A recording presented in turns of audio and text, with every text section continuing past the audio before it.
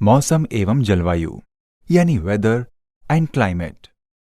ताप, आर्द्रता, वायुदाब, वृष्टिपात, हिमपात, आंधी, तूफान, चक्रवात, पर्वतों एवं समुद्रों से दूरी एवं ऊंचाई आदि मौसम एवं जलवायु के विभिन्न घटक हैं। इन्हीं तत्वों की सीमित क्षेत्र में अल्प अवधि की विशेष दशा को मौसम यानी वेदर कहते हैं, जबकि इन्हीं तत्वों की विस्तृत भूभाग पर लंबी अवधि की औसत दशा को जलवायु कहते हैं। अर्थात मौसम दैनिक दशा का द्योतक है, जबकि जलवायु मासिक या वार्षिक दशा का। मोटे तौर पर जलवायु के दो मुख्य घटक हैं, वायु और जल, अर्थात पवन एवं वर्षा यानी विंड एंड रेनफॉल।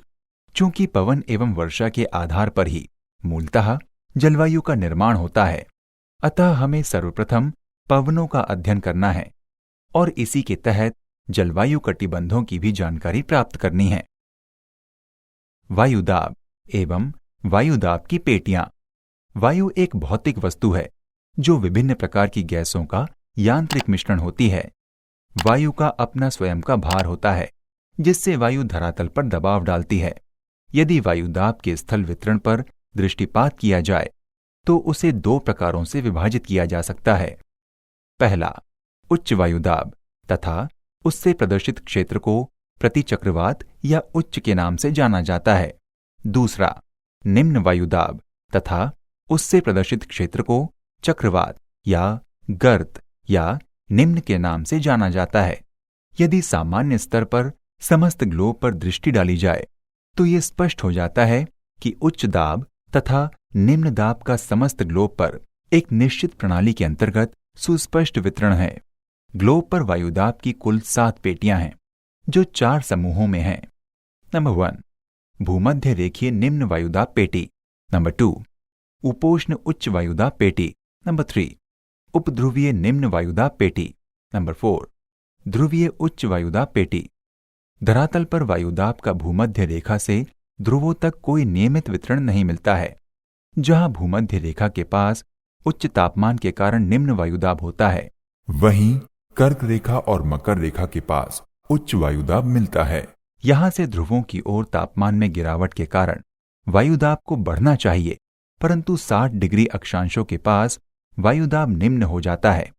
पुनः ध्रुवों की ओर ये कम तापमान होने के कारण उच्च हो जाता है, जिससे स्पष्ट है कि वायुदाब की पेटियों की उत्पत्ति में केवल तापमान का ही हाथ नहीं है, वरन गतिक कारक भी महत्वपूर्ण होते हैं। अतः उत्पत्ति के आधार पर वायुदाब की पेटियों को 2 भागों में विभाजित किया जा सकता है। नंबर 1, तापजन्य वायुदाब पेटी। जब ताप के कारण उच्च दाब या निम्न दाब बनता है तो उसे तापजन्य वायुदाब पेटी कहते हैं। इसके अंतर्गत भूमध्य रेखीय निम्न वायुदाब पेटी एवं ध्रुवीय उच्च वायुदाब पेटी को सम्मिलित किया जाता है। नंबर 2, गतिजन्य वायुदाब पेटी। जब गति के कारण उच्च दाब या निम्न दाब बनता है तो उसे गतिजन्य वायुदाब पेटी कहते हैं। इसके अंतर्गत उपोष्ण उच्च वायुदाब पेटी एवं उपध्रुवीय निम्न वायुदाब पेटी को सम्मिलित किया जाता है। अब इनका क्रमशः अध्ययन करें। नंबर 1, भूमध्य रेखीय निम्न वायुदाब पेटी। इस पेटी का विस्तार भूमध्य रेखा के दोनों ओर 5 डिग्री अक्षांशों तक मिलता है, परंतु ये स्थिति स्थायी नहीं होती है। सूर्य जब उत्तरी गोलार्ध की तरफ उन्मुख होता है तो ये पेटी उत्तरी गोलार्ध की तरफ खिसक जाती है, तथा सूर्य जब दक्षिणी गोलार्ध की तरफ उन्मुख होता है तो ये पेटी दक्षिणी गोलार्ध की तरफ खिसक जाती है। चूंकि भूमध्य रेखा पर वर्ष भर सूर्य की किरणें लंबवत पड़ती हैं, जिससे इस क्षेत्र का तापमान बहुत अधिक होता है। परिणामतः यहाँ की हवाएं गर्म होकर फैलती हैं तथा ऊपर उठती हैं। हवा के ऊपर उठने के कारण नीचे गैप बन जाता है, जिससे नीचे निम्न वायुदाब बना रहता है। इस निम्न वायुदाब का सीधा संबंध तापमान से है। इसी कारण इस पेटी को तापजन्य निम्न वायुदाब पेटी कहते हैं। इस क्षेत्र की जो हवाएं ऊपर उठती हैं वो ऊपर जाकर उच्च वायुदाब बनाती हैं। अब जैसा कि हम जानते हैं कि हवाएं उच्च वायुदाब से निम्न वायुदाब की तरफ चलती हैं, तो इन ऊपर की भूमध्य रेखीय हवाओं को निम्न वायुदाब ध्रुवों की ओर मिलता है, जिससे ये हवाएं ध्रुवों की ओर चलती हैं। धरातल पर हवाएं उपोष्ण कटिबंध से भूमध्य रेखा की ओर आती हैं जबकि धरातल के ऊपर की हवाओं का प्रवाह धरातल की हवाओं के विपरीत दिशा में होता है। ध्यान रखने योग्य तथ्य ये भी है कि भूमध्य रेखा से 5 डिग्री उत्तर और 5 डिग्री दक्षिण के मध्य पवनें लगभग नहीं चलती, बल्कि इनके सीमांतों पर पवनें चलती हैं।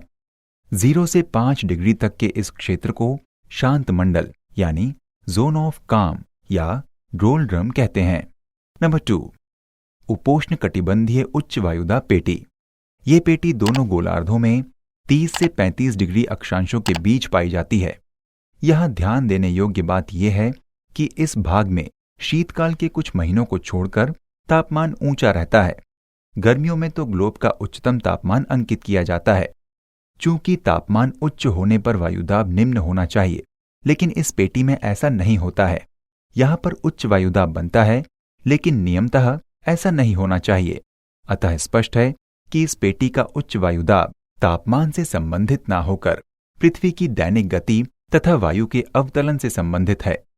चूंकि भूमध्य रेखा पर वर्ष भर सूर्य की किरणें लंबवत पड़ती हैं, जिससे इस क्षेत्र का तापमान बहुत अधिक होता है। परिणामतः यहां की हवाएं गर्म होकर फैलती हैं तथा ऊपर उठती हैं। इस क्षेत्र की जो हवाएं ऊपर उठती हैं वो ऊपर जाकर उच्च वायुदाब बनाती हैं। अब जैसा कि हम जानते हैं कि हवाएं उच्च वायुदाब से निम्न वायुदाब की तरफ चलती हैं, तो इन ऊपर की भूमध्य रेखीय हवाओं को निम्न वायुदाब ध्रुवों की ओर मिलता है, जिससे ये हवाएं ध्रुवों की ओर चलती हैं। लेकिन पृथ्वी की दैनिक गति यानी कोरियालिस बल के कारण हवाओं में 45 डिग्री का दिशा परिवर्तन यानी डिफ्लेक्शन हो जाता है, जिससे इन्हें ज्यादा सफर करना पड़ता है और ये हवाएं उपोष्ण कटिबंधीय क्षेत्र तक पहुंचते पहुंचते अपनी क्षमता खत्म कर देती हैं, जिससे ये हवाएं 30 से 35 डिग्री अक्षांशों के बीच नीचे उतरने लगती हैं। परिणामतः इस क्षेत्र में उच्च वायुदाब बन जाता है। इसी प्रकार उपध्रुवीय निम्न वायुदाब की वायु भी इस क्षेत्र में आती हैं और यहां उच्च वायुदाब बनाने में सहयोग करती हैं। अतः ये स्पष्ट है कि उपोष्ण उच्च वायुदाब पेटी तापमान के कारण नहीं बनी है, बल्कि ये गतिजन्य वायुदाब पेटी है। यहां पर यह उल्लेखनीय है कि इस पेटी की खोज हेडली नामक भूगोलवेत्ता ने की थी, जिसके कारण भूमध्य रेखा से दोनों गोलार्धों में उपोष्ण कटिबंध तक बनने वाले सेल को हेडली सेल के नाम से जाना जाता है। Horse latitude. इस क्षेत्र यानी दोनों गोलार्धों में 30 से 35 डिग्री अक्षांशों के बीच को हॉर्स लैटिट्यूड भी कहते हैं, क्योंकि प्राचीन काल में जब व्यापारी घोड़े का आयात निर्यात समुद्र में चलने वाली पाल युक्त नावों द्वारा करते थे और जब उनकी नावें इस क्षेत्र में आती थीं तो वो थम सी जाती थीं, उनका आगे बढ़ना मुश्किल हो जाता था। तब वो कुछ घोड़ों को पानी में उतार देते थे और नावों को थोड़ा हल्की कर लेते थे और आगे बढ़ने का प्रयास करते थे। इसके पीछे प्रमुख कारण ये था कि इस क्षेत्र में भूमध्य रेखा से उठी वायु एवं उपध्रुवीय निम्न वायुदाब की वायु इन अक्षांशों में नीचे उतरकर बैठती हैं, जिससे यहां पर शांत मंडल बन जाता है और पाल युक्त नावों को चलाने के लिए पर्याप्त हवा नहीं मिल पाती, जिससे वो नावें थम सी जाती थीं। नंबर 3, उपध्रुवीय निम्न वायुदाब पेटी। इस पेटी का विस्तार दोनों गोलार्धों में 60 से 65 डिग्री अक्षांशों के बीच पाया जाता है। यहां पर वर्ष भर तापमान कम होता है, फिर भी यहां पर निम्न वायुदाब बनता है, जिससे ये स्पष्ट हो जाता है कि इस निम्न वायुदाब में तापमान का कोई संबंध नहीं है, बल्कि गतिक कारण की वजह से ये निम्न वायुदाब बनता है। जैसा कि हम जानते हैं कि भूमध्य रेखा निम्न वायुदाब पेटी एवं उपध्रुवीय उच्च वायुदाब पेटी से उठी हुई हवाएं उपोष्ण उच्च वायुदाब पेटी में आकर नीचे बैठती हैं। इसके बाद उपोष्ण उच्च वायुदाब पेटी पर उच्च वायुदाब बन जाता है और यहां से दोनों तरफ यानी भूमध्य रेखीय निम्न वायुदाब पेटी एवं उपध्रुवीय निम्न वायुदाब पेटी की तरफ हवाएं धरातल पर चलने लगती हैं। इस प्रकार उपोष्ण उच्च वायुदाब पेटी से गर्म हवाएं उपध्रुवीय निम्न वायुदाब पेटी की तरफ चलती हैं। वहीं दूसरी तरफ ध्रुवीय उच्च वायुदाब पेटी की ठंडी हवाएं उपध्रुवीय निम्न वायुदाब पेटी की तरफ चलती हैं। इन दोनों तरफ की ठंडी एवं गर्म हवाओं का 60 से 65 डिग्री अक्षांशों के बीच में टकराव होता है और ठंडी हवा गर्म हवा की अपेक्षा ज्यादा भारी होती है, जिससे ठंडी हवा गर्म हवा को ऊपर उठा देती है, जिससे इस उपध्रुवीय पेटी पर नीचे गैप बन जाता है। परिणामतः यहां पर निम्न वायुदाब बन जाता है और ये निम्न वायुदाब गतिजन्य है न कि तापजन्य। यहाँ पर यह उल्लेखनीय है कि इस पेटी की खोज फेरल नामक भूगोलवेत्ता ने की थी, जिसके कारण दोनों गोलार्धों में उपोष्ण कटिबंध से उपध्रुवीय कटिबंध तक बनने वाले सेल को फेरल सेल के नाम से जाना जाता है। नंबर 4, ध्रुवीय उच्च वायुदाब पेटी। एक तरफ उपोष्ण उच्च वायुदाब पेटी से गर्म हवाएं उपध्रुवीय निम्न वायुदाब पेटी की तरफ चलती हैं, वहीं दूसरी तरफ ध्रुवीय उच्च वायुदाब पेटी की ठंडी हवाएं उपध्रुवीय निम्न वायुदाब पेटी की तरफ चलती हैं। इन दोनों तरफ की ठंडी एवं गर्म हवाओं का 60 से 65 डिग्री अक्षांशों के बीच टकराव होता है और ठंडी हवा गर्म हवा की अपेक्षा ज्यादा भारी होती हैं, जिससे ठंडी हवा गर्म हवा को ऊपर उठा देती है। ये गर्म हवा ऊपर उठकर दोनों तरफ यानी इसका एक आर्म उपोष्ण उच्च वायुदाब पेटी तथा दूसरा आर्म ध्रुवीय पेटी की तरफ जाता है। इनके अलावा ध्रुवों पर यानी समीपी क्षेत्रों में अत्यंत ठंड के कारण वायुदाब स्वभावतः उच्च हो जाता है। उच्च वायुदाब की स्थिति यहाँ पर वर्ष भर नियमित पाई जाती है, क्योंकि वर्ष भर यहाँ का तापमान हिमांक के नीचे रहता है। वास्तव में ध्रुवीय क्षेत्रों में तापीय एवं गतिक दोनों कारक सक्रिय होते हैं, लेकिन तापीय कारक महत्वपूर्ण होता है। वायुदाब पेटी का स्थान परिवर्तन। दोनों गोलार्धों के उपोष्ण उच्च वायुदाब पेटी से हवाएं भूमध्य रेखा की निम्न वायुदाब पेटी की ओर चलती हैं। भूमध्य रेखा पर सूर्य की किरणें पूरे साल सीधी पड़ती हैं, जिससे यहाँ का तापमान पूरे साल उच्च रहता है। यहाँ पर दोनों गोलार्धों की हवाएं टकराती हैं और अत्यधिक ताप होने के कारण वो हवाएं ऊपर उठ जाती हैं और वर्षा कराती हैं। इस पेटी पर जहाँ पर हवाएं दोनों तरफ से आकर मिल रही हैं, इसे इंटरट्रॉपिकल कन्वर्जेंस जोन यानी ITCZ कहते हैं। ये क्षेत्र बहुत शांत रहता है। यहाँ पर हवाएं प्रायः नहीं चलती हैं, इसलिए इसे ड्रोल ड्रम कहते हैं। लेकिन ITCZ की ये स्थिति पूरे साल नहीं रहती है, बल्कि मौसम के साथ इसकी स्थिति तथा विस्तार में परिवर्तन होता रहता है। वास्तव में वायुदाब पेटी परमानेंट नहीं होती है, बल्कि वो भी स्थान परिवर्तन करती हैं। जब सूर्य उत्तरायण जाता है तो ITCZ भी उत्तरायण खिसक जाता है, तथा जब सूर्य दक्षिणायन जाता है तो ITCZ भी दक्षिणायन खिसक जाता है। ऐसी स्थिति केवल ITCZ के साथ नहीं होती है, बल्कि ऐसी स्थिति सभी वायुदाब पेटी, पूर्वी हवाएं, पश्चिमी हवाएं आदि के साथ होती हैं। अर्थात ये पूरा का पूरा सिस्टम ITCZ के पीछे चल पड़ता है। जैसे 22 जून को सूर्य कर्क रेखा के लंबवत होता है, तो ITCZ भी कर्क रेखा के आसपास होता है।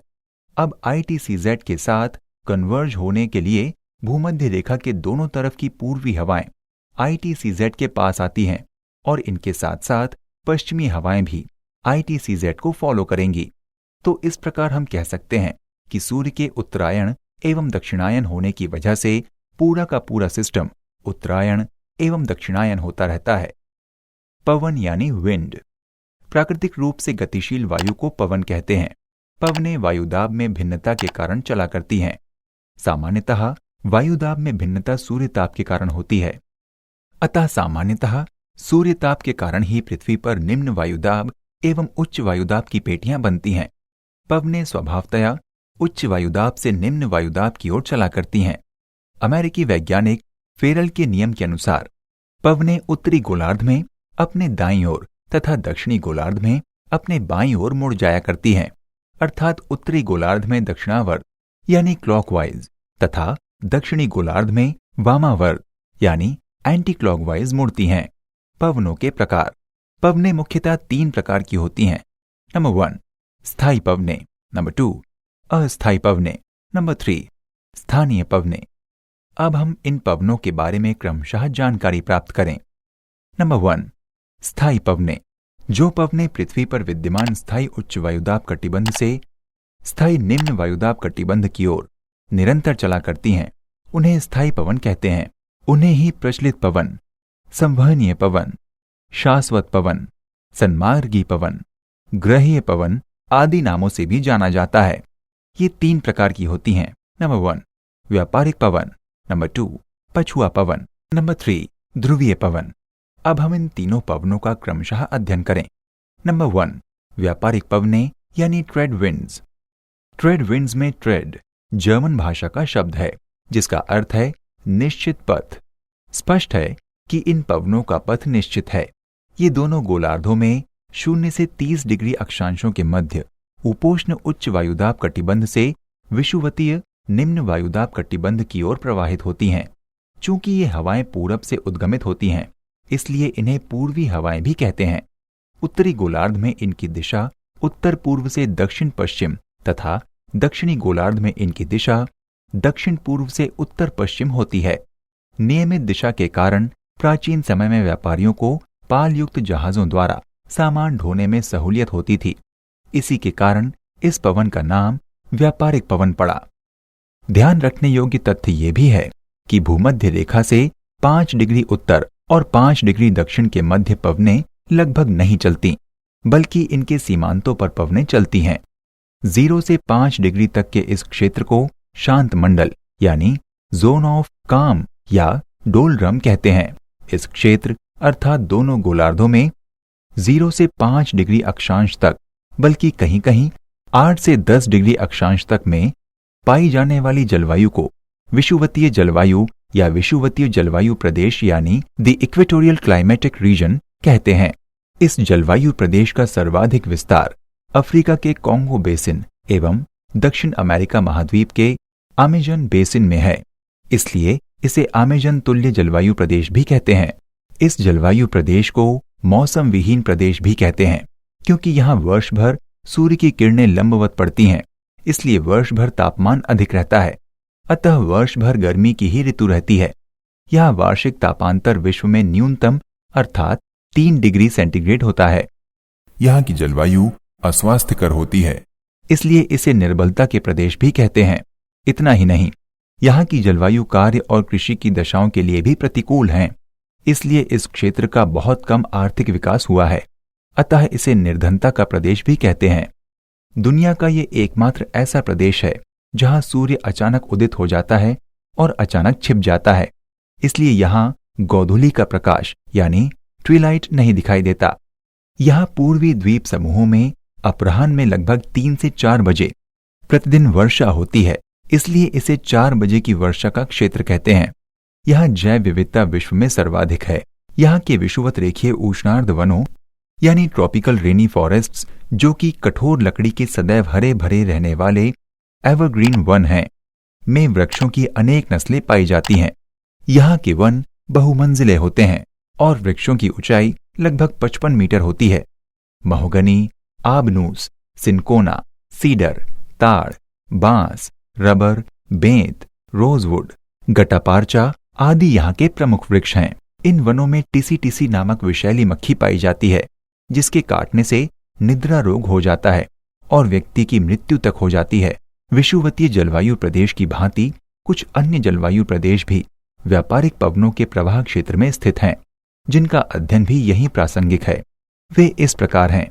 इस क्षेत्र में अर्थात व्यापारिक पवनों के क्षेत्र में 5 से 20 डिग्री अक्षांशों के बीच दोनों गोलार्धों में महाद्वीपों के मध्य भाग में सवाना तुल्य जलवायु पाई जाती है। इस जलवायु प्रदेश का विस्तार अफ्रीका के सूडान देश में सर्वाधिक है, इसलिए इसे सूडान तुल्य जलवायु प्रदेश भी कहते हैं। इस उष्ण कटिबंधीय जलवायु प्रदेश में ऊंची ऊंची घासों के बड़े बड़े मैदान हैं, जिन्हें उच्च घास के मैदान प्रदेश कहते हैं। इन घास के मैदानों को सूडान में सवाना, दक्षिण अफ्रीका में पार्कलैंड, वेनेजुएला में लैनोज तथा ब्राजील में कंपास कहते हैं। विश्व का सबसे लंबा पशु जिराफ, ज़ेब्रा, नीलगाय, बारहसिंगा, शेर, चीता, तेंदुआ, गैंडा, हिरण आदि यहाँ के प्रमुख पशु हैं। इसी क्षेत्र में 5 से 20 डिग्री अक्षांशों के बीच दोनों गोलार्धों में महाद्वीपों के पूर्वी भाग में मॉनसूनी जलवायु प्रदेश स्थित है, जिन्हें मॉनसूनी हवाओं के प्रदेश एवं उन्नति के प्रदेश कहा जाता है। ये क्षेत्र व्यापारिक हवाओं का है। ये हवाएं सागरों के ऊपर से आने के कारण महाद्वीपों के पूर्वी भाग में वर्षा करती हैं, परंतु महाद्वीपों के ऊपर चलने के कारण शुष्क हो जाती हैं और महाद्वीपों के पश्चिमी भाग में वर्षा नहीं कर पाती। उष्ण कटिबंधीय रेगिस्तान एवं व्यापारिक पवनें। इसी क्षेत्र में 20 से 30 डिग्री अक्षांशों के बीच दोनों गोलार्धों में महाद्वीपों के पश्चिमी भाग में उष्ण मरुस्थलीय यानी हाई डेजर्ट रीजन या सहारा तुल्य जलवायु प्रदेश पाए जाते हैं। ये जलवायु प्रदेश विश्व में सर्वाधिक क्षेत्रफल 17% को घेरता है, किंतु यहाँ विश्व की सबसे कम जनसंख्या 4% निवास करती है।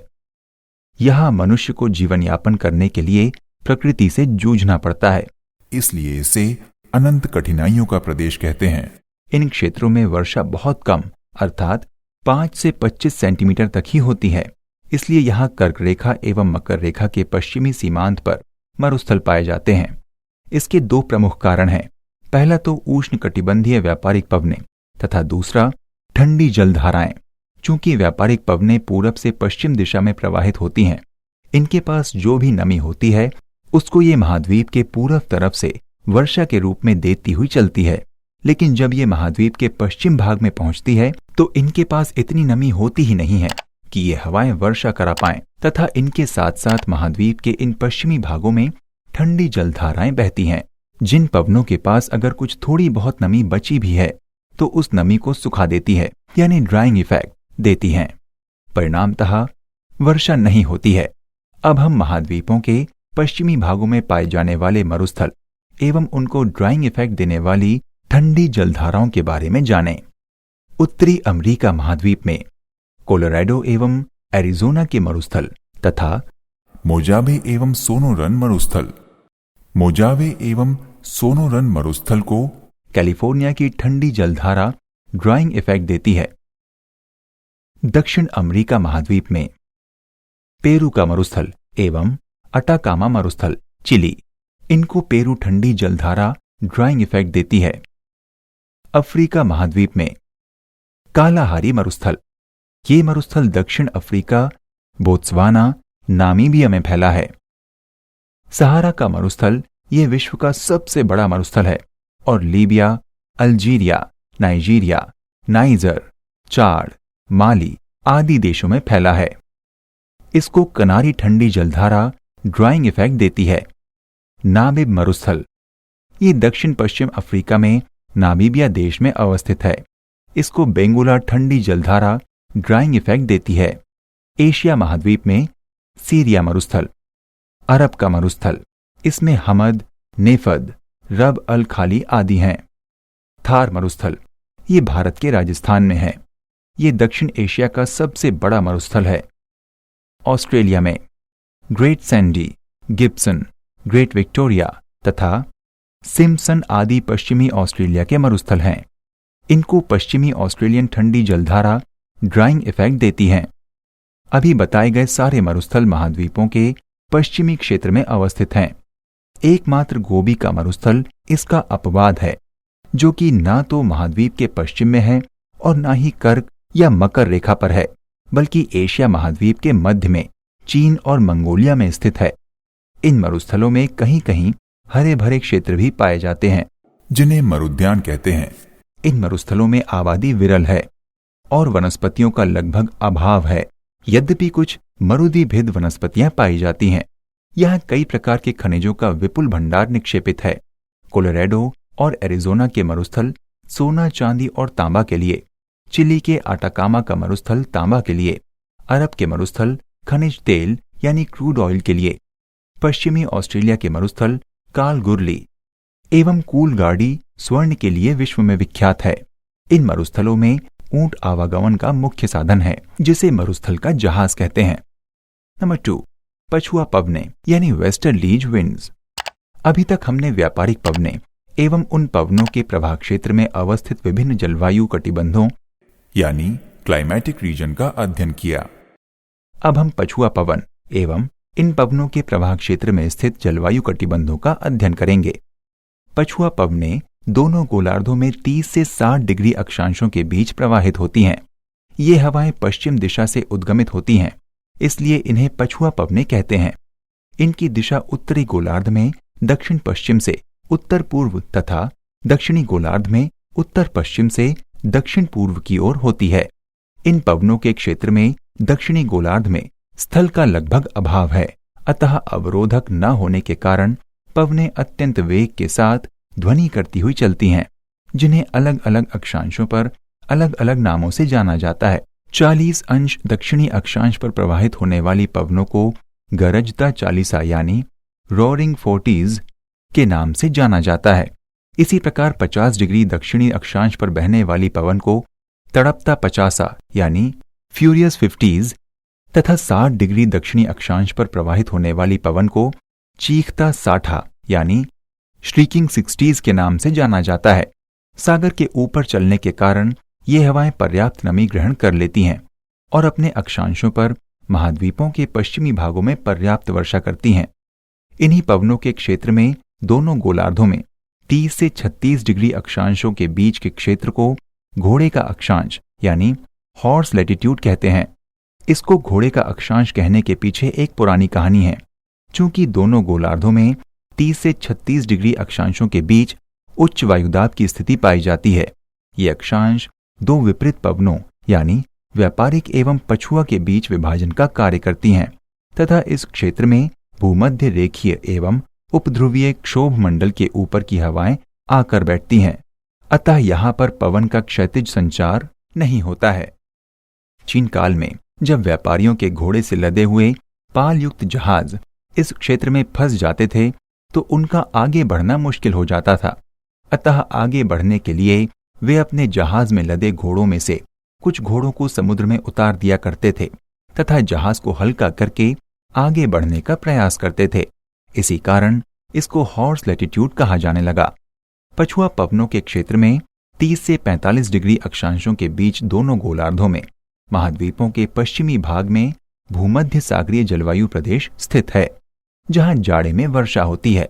इस जलवायु प्रदेश के अंतर्गत फ्रांस की सेओन तथा रोन नदी घाटियां, दक्षिणी इटली, यूनान, पश्चिमी टर्की, सीरिया, पश्चिमी इजराइल, उत्तर पश्चिम अफ्रीका का अल्जीरिया, उत्तरी अमेरिका का दक्षिणी कैलिफोर्निया तथा दक्षिणी गोलार्ध में दक्षिणी अमेरिका में मध्य चिली, अफ्रीका में दक्षिण अफ्रीका का पश्चिमी भाग तथा दक्षिणी ऑस्ट्रेलिया के भाग सम्मिलित किए जाते हैं।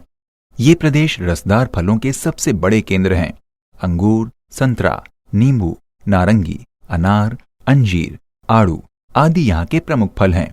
जैतून, सहतूत, साइप्रस, फर, पाइन, सीडर, चेस्टनट आदि के वृक्ष भी पाए जाते हैं। यहाँ जैतून का तेल निकालने का उद्योग, रेशम के कीड़े पालने का उद्योग, अंगूर की शराब बनाने का उद्योग, फलों को सुखाकर डिब्बा बंद करने का उद्योग आदि यहाँ विकसित अवस्था में हैं। इन्हें विकास के प्रदेश कहते हैं। फ्रांस, स्पेन, इटली अंगूर की शराब बनाने के लिए विश्व में प्रसिद्ध हैं। यहाँ विश्व की 4% जनसंख्या निवास करती है, जबकि ये विश्व के मात्र 1% भूभाग को घेरते हैं। इसी क्षेत्र में 30 से 45 डिग्री अक्षांशों के बीच दोनों गोलार्धों में महाद्वीपों के मध्य भाग में स्टेपी तुल्य जलवायु प्रदेश पाए जाते हैं। यहाँ वर्षा कम होती है, अर्थात वर्षा का वार्षिक औसत 25 से 50 सेंटीमीटर है। अतः यहाँ वृक्षों का लगभग अभाव होता है, किंतु समशीतोष्ण प्रकृति की घासों की अधिकता होती है। घास के इन मैदानों को एशिया में स्टेपी, उत्तर अमेरिका में प्रेरीज, दक्षिण अमेरिका में पंपास, दक्षिण अफ्रीका में वेल्स तथा ऑस्ट्रेलिया में डाउन्स कहते हैं। घासों की अधिकता के कारण इन क्षेत्रों में पशुपालन अधिक होता है। स्टेपी प्रदेश के रिवरगीज पशुपालन एवं पशुचारण के लिए विख्यात हैं। दक्षिणी रूस के स्टेपी, दक्षिण अफ्रीका के वेल्स, ऑस्ट्रेलिया के डाउन्स भेड़ पालन के लिए विश्व में प्रसिद्ध हैं। ट्रांस साइबेरियन रेलमार्ग, जो कि विश्व का सबसे लंबा रेलमार्ग है, जो रूस के लेनिनग्राद से व्लादिवोस्टोक तक जाता है, ने स्टेपी क्षेत्र के विकास में महत्वपूर्ण योगदान दिया है। इसी क्षेत्र में 30 से 45 डिग्री अक्षांशों के बीच उत्तरी गोलार्ध में महाद्वीपों के पूर्वी भाग में चीन तुल्य जलवायु पाई जाती है। इस प्रकार की जलवायु में गर्मी में सर्वाधिक वर्षा होती है, परंतु वर्ष भर वर्षा होती है। चीन तुल्य जलवायु तथा मानसूनी जलवायु में पर्याप्त समानता होती है, इसलिए इसे उप मानसूनी जलवायु भी कहते हैं। यहाँ हवांग हो, सिक्यांग और यांग टी सिकियांग घाटियों में विश्व की सबसे सघन आबादी निवास करती है। चावल की उत्पादकता भी इसी क्षेत्र में विश्व में सर्वाधिक है। इसी क्षेत्र में अर्थात पछुआ पवनों के क्षेत्र में सामान्यतः 45 से 60 डिग्री अक्षांशों के बीच केवल उत्तरी गोलार्ध में महाद्वीपों के मध्य भाग में टैगा तुल्य जलवायु प्रदेश स्थित है। टैगा रूसी भाषा का शब्द है, जिसका अर्थ है दलदली वन। इस जलवायु प्रदेश के अंतर्गत संयुक्त राज्य अमेरिका के अलास्का से लेते हुए कनाडा होते हुए पूर्व में हडसन की खाड़ी तक वाले भाग एवं उत्तरी अमेरिका की रॉकीज पर्वतमाला तथा यूरेशिया में पश्चिम में स्कैंडिनेविया प्रायद्वीप से रूसी साइबेरिया होते हुए पूर्व में बेरिंग सागर तक के भाग को सम्मिलित किया जाता है। इनके अलावा यूरोप में स्विट्जरलैंड, जर्मनी, पोलैंड, ऑस्ट्रिया आदि आते हैं। यहाँ सदाबहार कोणधारी यानी शंकुधारी वन पाए जाते हैं। ये विश्व में मुलायम लकड़ी के सबसे बड़े भंडार हैं, किंतु इन वनों की लकड़ियां अत्यंत मजबूत एवं टिकाऊ होती हैं। फर, लार्च, स्प्रस, साख, चीड़, सागौन, देवदार, हेमलाक, सीडर, सिनकोना आदि यहाँ के प्रमुख वृक्ष हैं। सिनकोना की छाल से ही कुनैन की प्राप्ति होती है। यहाँ स्थित पाइन के वृक्ष से तारपीन का तेल प्राप्त होता है। साइकस भी इन वनों का एक प्रमुख वृक्ष है, जिसके वनों में बहुत अधिक मंड यानी स्टार्च होता है, जिससे साबूदाना तैयार किया जाता है। इसलिए साइकस को सागू पाम भी कहते हैं। यहाँ स्थित पाइनस के वृक्षों में परागण वायु द्वारा होता है। परागण के दौरान इनके पीले रंग के परागकण इन जंगलों के ऊपर पीले रंग के बादल के रूप में छा जाते हैं, जिससे महीनों सूर्य का प्रकाश धरातल तक नहीं पहुंच पाता। इन बादलों के कणों की वर्षा को सल्फर वर्षा कहते हैं। टैगा प्रदेश के वन जिम्नोस्पर्म वर्ग के हैं। विश्व में इसी वर्ग के जंगल सर्वाधिक हैं। इन्हीं वनों से विश्व को सर्वाधिक लकड़ी प्राप्त होती है। लकड़ी काटना एवं चीरना यहाँ का सर्वप्रमुख आर्थिक उद्यम है एवं शिकार करना दूसरा प्रमुख व्यवसाय है। टैगा वनों के नीचे पाटजोल मिट्टी पाई जाती है। पाटजोल शब्द की उत्पत्ति भी रूसी भाषा के जोला शब्द से हुई है, जिसका अर्थ है राख, अर्थात इस मिट्टी का रंग राख जैसा होता है। ये एक परिपक्व मिट्टी है, किंतु अनुपजाऊ मिट्टी है। परिपक्व मिट्टी में मृदा के तीनों संस्तर पाए जाते हैं और सर्वाधिक उपजाऊ होती है, किंतु यहाँ की पॉटजोल मिट्टी के अनुपजाऊ होने का कारण ये है कि इन कोणधारी वनों में वृक्षों की पत्तियां मृदा के ऊपर एक प्रकार का अम्ल यानी एसिड बनाती है, जिससे मृदा के खनिज अंश एवं ह्यूमस तत्व गलकर एवं घुलकर भूमिगत हो जाते हैं और मिट्टी अनुपजाऊ हो जाती है। अम्लों के कारण ही यहाँ मृदा विक्षालन यानी सॉइल लीचिंग बहुत अधिक होता है। रूस के टैगा प्रदेश में गेहूं शीतकाल के प्रारंभ में बो दिए जाते हैं और अंकुरण के पश्चात बर्फबारी हो जाने से गेहूं के पौधे बर्फ के नीचे सुषुप्तावस्था में पड़े रहते हैं। ग्रीष्मकाल के आगमन पर बर्फ पिघलती है और गेहूं के पौधों का विकास प्रारंभ होता है, जिसे गेहूं का बासंतीकरण कहते हैं। टैगा प्रदेश में ग्रीष्म ऋतु की अवधि लघु तथा शीत ऋतु में लंबी होती है। संसार का सबसे ठंडा स्थान बर्खोयांस यही टुंड्रा प्रदेश की सीमा पर रूस में स्थित है। विश्व की सबसे गहरी झील बैकाल, जिसकी गहराई 1750 मीटर है, यही रूस के साइबेरियाई क्षेत्र में स्थित है, जिसे साइबेरिया का मोती कहते हैं। यहाँ वर्षा वर्ष भर होती है, किंतु शीत ऋतु में ये वर्षा हिमकणों के रूप में होती है। अतः वर्षा का वार्षिक औसत 50 सेंटीमीटर है। यहाँ कई महीनों तक बर्फ जमी रहने के कारण कार्य करना कठिन हो जाता है, इसलिए इसे संघर्षों का प्रदेश कहते हैं। नंबर 3, ध्रुवीय पवनें यानी पोलर विंड्स। ये पवनें दोनों गोलार्धों में 60 डिग्री अक्षांशों और ध्रुवों के मध्य प्रवाहित होती हैं। इनकी दिशा उत्तरी गोलार्ध में उत्तर पूर्व से दक्षिण पश्चिम होती है, जबकि दक्षिणी गोलार्ध में दक्षिण पूर्व से उत्तर पश्चिम होती है। यहाँ दोनों ही गोलार्धों में हिम झंझावात चला करते हैं, जिन्हें ब्लिजार्ड कहते हैं। यहाँ जल एवं बर्फ की अधिकता है। उत्तरी गोलार्ध में आर्कटिक महासागर तथा दक्षिणी गोलार्ध में अंटार्कटिक महाद्वीप इसी क्षेत्र में अवस्थित हैं। यहाँ उत्तरी गोलार्ध में 60 से 66 अक्षांशों के बीच टुंड्रा जलवायु पाई जाती है। टुंड्रा भी रूसी भाषा का शब्द है, जिसका अर्थ है दलदली या बंजर भूमि। उत्तरी गोलार्ध में टुंड्रा जलवायु क्षेत्र के अंतर्गत यूएसए के अलास्का का कुछ भाग, कनाडा का उत्तरी भाग, ग्रीनलैंड के तटीय भागों, यूरोपीय सुदूर उत्तर एवं रूस का उत्तरी भाग एवं उत्तरी साइबेरिया तथा आर्कटिक सागरीय भाग आदि आते हैं। टुंड्रा जलवायु प्रदेश को अमेरिका में उजाड़ खंड कहते हैं। इन्हें शीत मरुस्थल भी कहते हैं। यहाँ वर्षा का वार्षिक औसत 30 सेंटीमीटर है, जो मुख्यतः ग्रीष्म ऋतु में चक्रवातों के माध्यम से होती है। यहाँ भूमि के हिमाच्छादित होने से वृक्षों का लगभग अभाव होता है, किंतु बर्फ के पिघलने पर कहीं कहीं कुछ झाड़ियां एवं पुष्पदार पौधे यानी हर्ब्स एंड श्रब्स उग आते हैं। काई, लिचेन, बर्च, एल्डर यहाँ की प्रमुख वनस्पतियां हैं।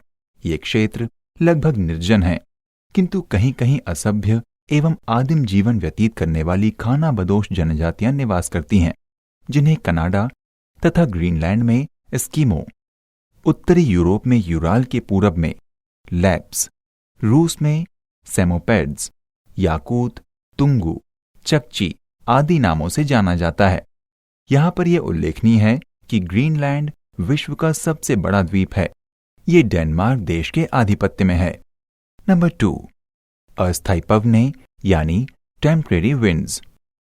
जिज्ञासाजन्य प्रश्न है कि अस्थायी पवन किसे कहते हैं। अतः स्थानीय रूप से ताप एवं वायुदाब की विशेष दशाओं के कारण प्रवाहित होने वाली पवनों को अस्थायी पवन कहते हैं। इन्हें मौसमी या सामयिक हवाएं यानी सीजनल विंड्स भी कहते हैं। ये ऋतु एवं मौसम के अनुसार दिशा बदल लेती हैं। ये 4 प्रकार की होती हैं। नंबर 1, समुद्री समीर। नंबर 2, स्थलीय समीर। नंबर 3, मानसूनी पवन। नंबर 4, चक्रवातीय पवन। इनका विवरण इस प्रकार है। नंबर 1, समुद्री समीर। दिन में सूर्यातप से स्थल शीघ्र गर्म हो जाता है, जबकि सागर या महासागर के जल अपेक्षाकृत विलंब से गर्म होते हैं।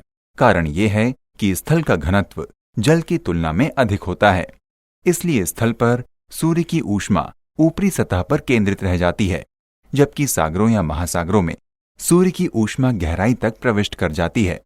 अतः दिन में स्थल पर निम्न वायुदाब यानी लो प्रेशर बेल्ट बन जाता है, जबकि सागरों या महासागरों पर उच्च वायुदाब यानी हाई प्रेशर बेल्ट बनता है। चूंकि हवाओं का स्वभाव है उच्च वायुदाब से निम्न वायुदाब की ओर चलना, और हवाओं का नामकरण वे जिस ओर से चलती हैं उसके आधार पर होता है, न कि जिस ओर चलती हैं। अतः दिन में पवनें सागर से स्थल की ओर चलती हैं, जिन्हें समुद्री समीर कहते हैं। इसलिए निम्न अक्षांशों पर नाविक मछली के शिकार के लिए भोर में स्थलीय समीर के सहारे नावों को लेकर सागर की ओर चले जाते हैं तथा सायंकाल समुद्री समीर के सहारे तट पर आ जाते हैं। नंबर 3, मानसूनी पवन।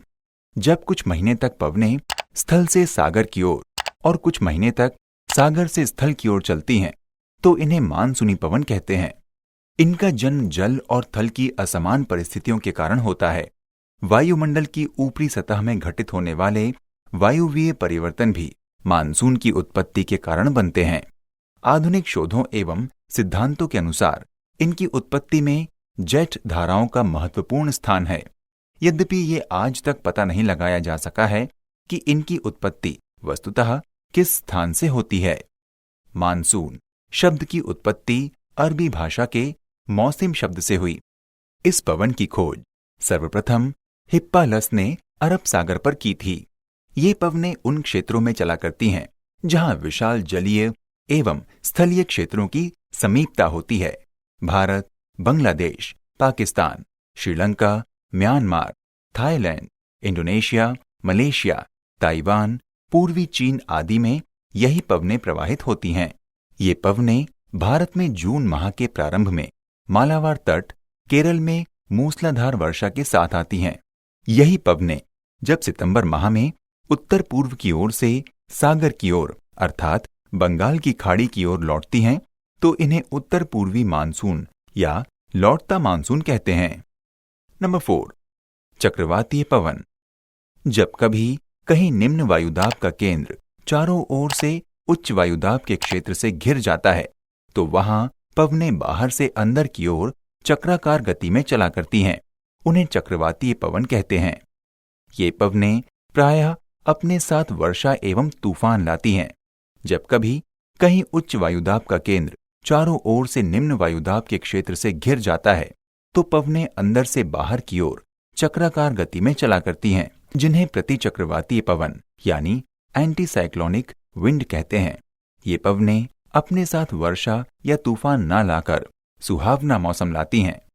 चक्रवातीय पवनों को अलग अलग क्षेत्रों में भिन्न भिन्न नामों से जाना जाता है। उत्तरी अमेरिका महाद्वीप के पूर्वी तट, उत्तरी अटलांटिक महासागर तथा पश्चिमी यूरोप में उठने वाले चक्रवातों को हैरिकेन, चीन, जापान, ताइवान एवं उत्तरी प्रशांत क्षेत्र में उठने वाले चक्रवातों को टाइफून, कैरेबियन सागर, मैक्सिको की खाड़ी, मिसिसिपी मिसौरी घाटी तथा उत्तरी अमेरिका महाद्वीप के दक्षिणी पश्चिम तट पर उठने वाले चक्रवातों को टॉर्नेडो एवं पूर्वी तिमोर सागर और उत्तरी ऑस्ट्रेलिया में आने वाले उष्णकटिबंधीय चक्रवातों को विली विली कहते हैं।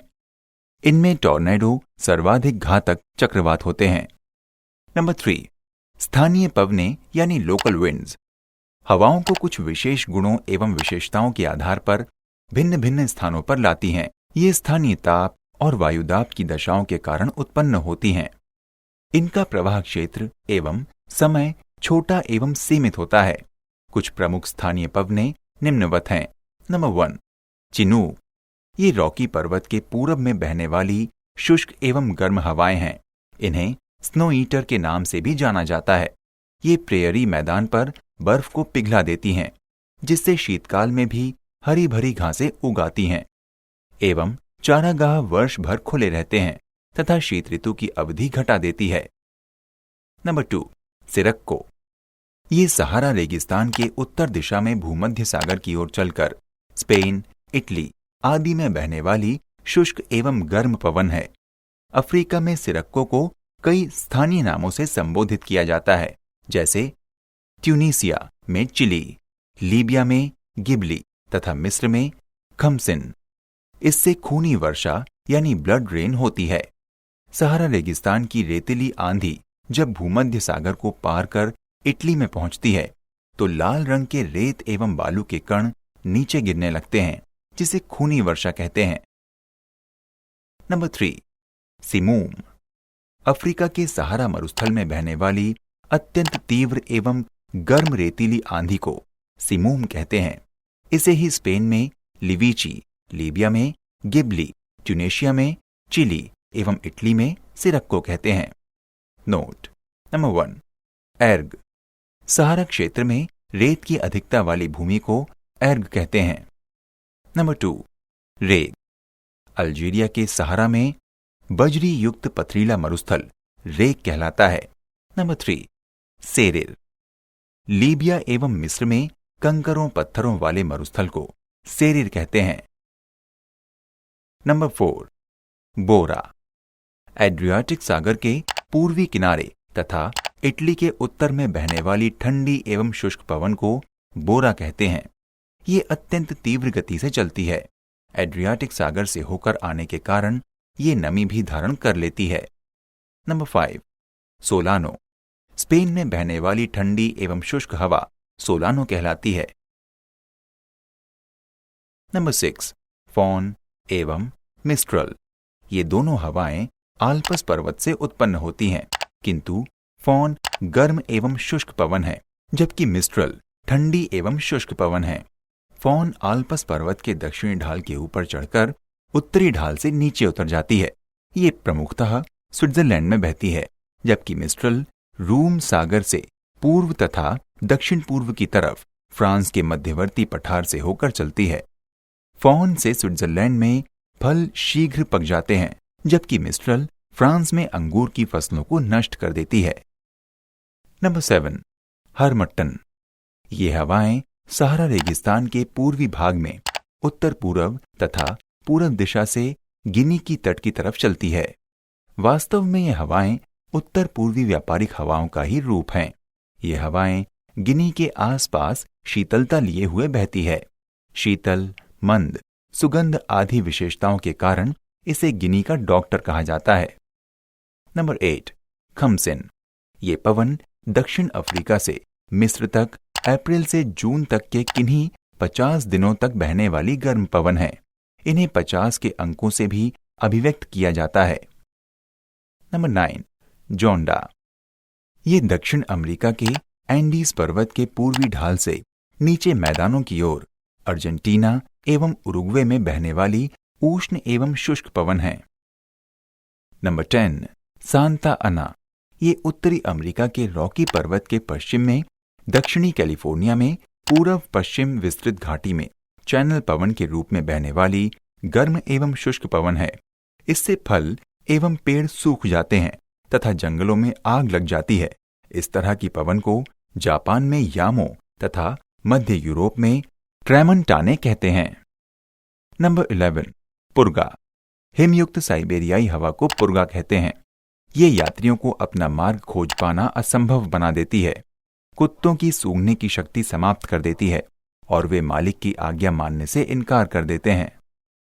नंबर 12, काराबुरान। ये तारिम बेसिन चीन की पवन है। लोयस के मैदान को इसी पवन के निक्षेप से निर्मित माना जाता है। ये पीत वर्षा करती है। Number 13, nor'wester. ये न्यूजीलैंड के दक्षिणी द्वीप में पर्वतों से चलने वाली फौन सदृश गर्म एवं शुष्क पवन है। नंबर 14, काल वैशाखी। ग्रीष्म ऋतु में उत्तर भारत में दिन के समय गर्म एवं शुष्क पछुआ पवनें तीव्र गति से पश्चिम से पूरब दिशा में प्रवाहित होती हैं, जो लू कहलाती हैं। जब ये हवाएं समुद्री आर्द्र पवनों से मिलती हैं तो प्रचंड स्थानीय तूफान का रूप ले लेती हैं, जिनसे वर्षा और ओले पड़ते हैं। इस प्रकार की वर्षा को पश्चिम बंगाल में काल वैशाखी यानी नॉर्वेस्टर कहते हैं, जबकि ऐसी वर्षा को असम में बोरडोई चिल्ला कहते हैं। इनसे प्राप्त वर्षा चाय और धान की फसल के लिए उपयोगी होती है। Number 15, blizzard. ये ध्रुवीय क्षेत्रों में चलने वाले हिम झंझावात हैं। अत्यंत तीव्र ये बर्फीली आंधियां वैसे तो अमेरिका एवं कनाडा के प्रेरी प्रदेशों, रूसी साइबेरियाई क्षेत्र एवं अंटार्कटिका में उत्तर पूर्व से दक्षिण पश्चिम की दिशा में प्रवाहित होती हैं। अंटार्कटिका के एडली लैंड को ब्लिजार्ड का आवास कहते हैं। संयुक्त राज्य अमेरिका में धरातलीय अवरोध के अभाव में ये ठंडी हवाएं मध्यवर्ती मैदान को प्रभावित करती हुई दक्षिणी प्रांतों तक पहुंच जाती हैं। यहां इसे नॉर्दर्न के नाम से जाना जाता है तथा रूसी साइबेरियाई क्षेत्र में इसे बुरान कहते हैं। नंबर 16, ब्रिकफील्डर। ये दक्षिण पूर्व ऑस्ट्रेलिया में बहने वाली गर्म पवन है। नंबर 17, बर्गविंड। ये दक्षिण अफ्रीका की गर्म एवं शुष्क पवन है। नंबर 18, लू। गर्मी के महीनों में उत्तर भारत में उत्तर पश्चिम तथा पश्चिम से पूरब दिशा में प्रवाहित होने वाली प्रचंड उष्ण तथा शुष्क हवाओं को लू कहते हैं। ये हवाएं तापमान में अचानक वृद्धि कर देती हैं, जिससे मौसम कष्टप्रद हो जाता है। नंबर 19, शामल। ये मेसोपोटामिया तथा फारस की खाड़ी के क्षेत्र की गर्म, शुष्क एवं धूल भरी पवन है। Number 20, haboob. ये अफ्रीका के दक्षिणी सहारा मरुस्थल, मुख्य रूप से सूडान में चलने वाली गर्म किंतु नम पवन है। Number 21, black roller. ये यूएसए के ग्रेट प्लेन्स में प्रवाहित होने वाली गर्म एवं शुष्क पवन है। Jet stream. जेट स्ट्रीम की खोज के पीछे एक दिलचस्प कहानी है। द्वितीय विश्व युद्ध के दौरान जब अमेरिकी बमवर्षक जेट विमान जापान में बम गिराने के लिए उड़ान भरते थे तो उन्हें ऊपर पवन के प्रतिकूल रुख का सामना करना पड़ता था। परिणामतः विमानों की गति में कमी होती जा रही थी। इसके विपरीत जब वो जापान से अमेरिका की ओर लौटते थे तो गति में वृद्धि हो जा रही थी। इसका बाद में अध्ययन किया गया तो पाया गया कि ऊपरी क्षोभमंडल की ऊपरी सीमा पर प्रबल गति वाली हवाएं पश्चिम से पूरब दिशा में प्रवाहित होती हैं। अतः इन्हीं जेट विमानों के नाम पर इस वायु का नामकरण जेट स्ट्रीम कर दिया गया। ये जेट स्ट्रीम क्षोभमंडल की ऊपरी सीमा में सैकड़ों किलोमीटर की चौड़ी पट्टी में पश्चिम से पूर्व दिशा में प्रवाहित होती हैं। इनका प्रवाह मार्ग लहरदार होता है, अर्थात ये निम्न दाब एवं उच्च दाब के अनुसार चलती हैं। जेट स्ट्रीम का प्रवाह दोनों गोलार्धों में 20 डिग्री अक्षांशों से ध्रुवों के बीच 7.5 से 14 किलोमीटर की ऊंचाई के बीच होता है। जेट स्ट्रीम के प्रकार। पृथ्वी पर 4 स्थायी जेट स्ट्रीम पाई जाती हैं और इनके अलावा और भी अस्थायी जेट स्ट्रीम पाई जाती हैं। 4 स्थायी जेट स्ट्रीम निम्न हैं। नंबर 1, ध्रुवीय वाताग्र जेट स्ट्रीम। ये जेट स्ट्रीम 40 से 60 डिग्री अक्षांशों के बीच दोनों गोलार्धों में क्षोभमंडल के ऊपर पाई जाती है। इनकी दिशा पश्चिम से पूरब होती है। नंबर 2, उपोष्ण कटिबंधीय पछुआ जेट स्ट्रीम। ये जेट स्ट्रीम 30 से 35 डिग्री अक्षांशों के बीच दोनों गोलार्धों में क्षोभ मंडल के ऊपर पाई जाती हैं। इनकी दिशा पश्चिम से पूरब होती है। अस्थायी जेट स्ट्रीम। नंबर 1, उष्णकटिबंधीय पूर्वी जेट स्ट्रीम। ये अस्थायी जेट स्ट्रीम है जो केवल ग्रीष्म ऋतु में प्रभावी होती हैं। इसका आविर्भाव धरातलीय पूर्वी व्यापारिक हवाओं के ऊपर ऊपरी क्षोभ मंडल में भारत एवं माडागास्कर के पास मस्करीन हाई के ऊपर होता है। इसका संबंध तिब्बत के पठार के ऊष्मन से होता है तथा ये भारतीय मानसून को प्रभावित करता है। एल निनो लानिनो परिघटना। सामान्यतः दक्षिण अमेरिका के पेरू तट पर उच्च वायुदाब होता है तथा ऑस्ट्रेलिया के उत्तर में निम्न वायुदाब बनता है। ऑस्ट्रेलिया के उत्तर में जहां पर निम्न वायुदाब बन रहा है उसे वेस्टर्न पैसिफिक पूल कहते हैं। सामान्यतः पेरू तट से नॉर्थ इक्वेटोरियल करंट पूरब से पश्चिम दिशा में वेस्टर्न पैसिफिक पूल तक जल को प्रवाहित करता है। ये जल वेस्टर्न पैसिफिक पूल में जमा होगा और गर्म होकर इसका वाष्पीकरण होगा और वायु ऊपर उठेगी। ऊपर उठती हुई वायु में से कुछ वायु पेरू के तट की तरफ जाएगी और कुछ वायु हिंद महासागर में मस्करीन हाई की ओर जाएगी। जो वायु पेरू के तट की तरफ जाएगी वो वहां नीचे बैठेगी जिससे वहां पर उच्च वायुदाब बनेगा। इस प्रकार हमने देखा कि पेरू और वेस्टर्न पैसिफिक पूल के बीच एक सेल बन गई है, अर्थात पेरू से धरातलीय वायु वेस्टर्न पैसिफिक पूल तक जाती है तथा वेस्टर्न पैसिफिक पूल के ऊपर की वायु पेरू तक जाती है। इस सेल की खोज वाकर महोदय ने की थी, इसलिए उनके नाम पर इसे वाकर सेल कहा जाता है। इसके अलावा वेस्टर्न पैसिफिक पूल के नीचे अधस्थल पर पानी नीचे जाएगा और पेरू कोस्ट पर अधस्थल का ठंडा पानी ऊपर आएगा। ठंडे पानी के साथ साथ प्लैंकटन भी ऊपर आएंगे जो मछलियों के भोज्य पदार्थ होंगे। इसलिए पेरू तट पर बहुत ज्यादा मात्रा में मछलियां पकड़ी जाती हैं। ज्ञातव्य है कि पेरू का तटवर्तीय महासागरीय जल सागरीय जीवों के लिए विश्व में सर्वाधिक उत्पादक है। पेरू की इकोनॉमी में मछली उत्पादन का अहम योगदान है। इस प्रकार एक सामान्य वर्ष में पेरू के तट पर वर्षा नहीं होती है तथा ऑस्ट्रेलिया की तरफ वर्षा होती है। लेकिन जब एल नीनो आता है तो वाकर सेल विपरीत दिशा में कार्य करने लगता है। अब वेस्टर्न पैसिफिक पूल से नॉर्थ इक्वेटोरियल करंट पश्चिम से पूरब दिशा में पेरू तट तक जल को प्रवाहित करता है। ये जल पेरू तट पर जमा होगा और गर्म होकर इसका वाष्पीकरण होगा और वायु ऊपर उठेगी। ऊपर उठती हुई वायु वेस्टर्न पैसिफिक पूल की तरफ जाएगी और वहां नीचे बैठेगी जिससे वहां पर उच्च वायुदाब बनेगा। इस प्रकार हमने देखा कि पेरू और वेस्टर्न पैसिफिक पूल के बीच एक सेल बन गई है, अर्थात वेस्टर्न पैसिफिक पूल से धरातलीय वायु पेरू तक जाती है तथा पेरू के ऊपर की वायु वेस्टर्न पैसिफिक पूल तक जाती है। इसके अलावा पेरू के नीचे अधस्थल पर पानी नीचे जाएगा और वेस्टर्न पैसिफिक पूल पर अधस्थल का पानी ऊपर आएगा। इस प्रकार अब पेरू के तट पर वाष्पीकरण होने से वहां अवस्थित अटाकामा डेजर्ट पर वर्षा होगी। मरुस्थलीय तथा सागर तटीय भाग हरे भरे हो जाते हैं, लेकिन चूंकि अब पेरू तट पर नीचे का ठंडा पानी ऊपर नहीं आएगा जिससे मछलियों के भोज्य पदार्थ प्लैंकटन भी ऊपर नहीं आ पाएंगे।